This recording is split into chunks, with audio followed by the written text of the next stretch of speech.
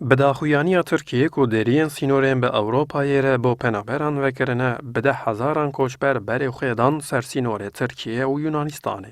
Ev hefteyeke koçber ji ber rêgiriya asayişa Yunan di navbera sînorên her du dewletan de sêmane.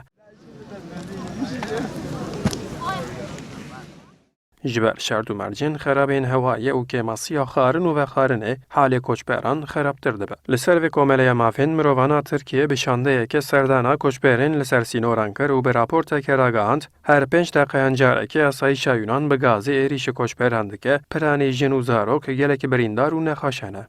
İnsanlar açıktaydı ve tüm temel ihtiyaçlarından yoksun durumdaydı.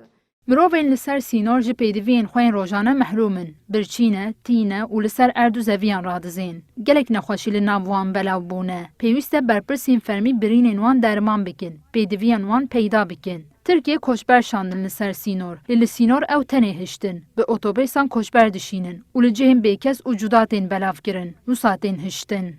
Ve maalesef biz oraya hizmet ulaştırıldığına tanık olamadık o 2 gün boyunca.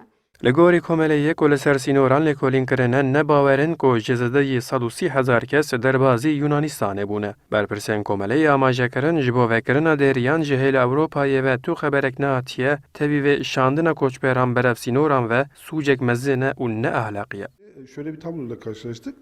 İnsanlar örgütlü bir şekilde... Gavem çûn ser sinor me dît ku hin koçber bi derfetên xwe dihatin. Lê beşek koçber jî qafile bi qafile bawayekê organîze kirî ber bi sinorvetên şandin. Piştre birê nîşandana asayişa Tirkiye dihatin şandin nav zevî û gundan da ku xwe bigihînin aliyê Yunanistanê. Siyaseta di ser mirovan re tê kirin ne ehlakiye û ne dirust e. İnsanlar tarlalarda sınıra...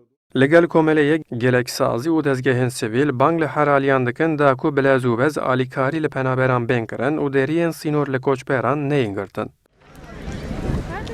Ercan Da, Kurdistan 24, İstanbul.